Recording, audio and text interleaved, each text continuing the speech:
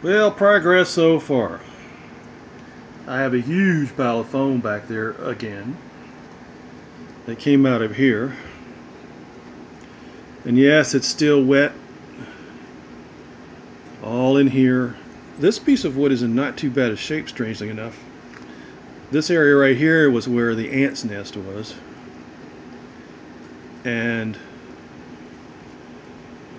I've dug back in there, and that whole stringer, not that they don't do a lot really in this boat, that stringer was scarfed right about there, and what I can see of it that goes up in there where I've dug it out, that's rotten too. This is just getting a little bit firm right about there, otherwise that center little short thing, whatever, that's kind of ridiculous to call that a stringer, um, is rotten, as soft as can be, all the way up.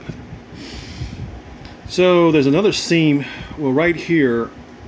I actually, where my finger is on that scored line is really where the seam of the two sheets are, but I discovered that there's a backing strip across there of 1/2 inch that makes it 1 inch thick right there. So what I did was I backed up to here and cut it away from that strip, which actually gives me 8 feet from the transom to right here, which was convenient because I could put two 4-foot sheets uh, in here. Well, 4x8, shorter than 8-foot lengths cut out of 4x8s, and it would butt right up to here. Well, that's not going to work because I've got to cut more of it out.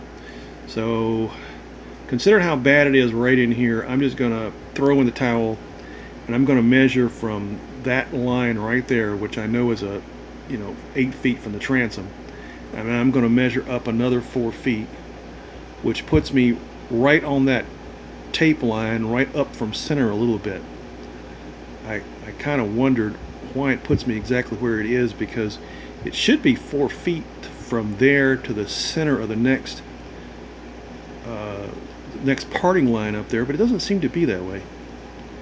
So I'll grind that off and investigate later. But anyway, I'm going to measure 4 feet up. I'm going to make a cut across here, and then take the oscillating tool, the wonderful little thing that it is, with a metal cutting blade in it this time, and I'm going to buzz this seam right down here, and this little tricky bit right in here where the plywood goes in, and that's because of it's laying on top of this strake right here,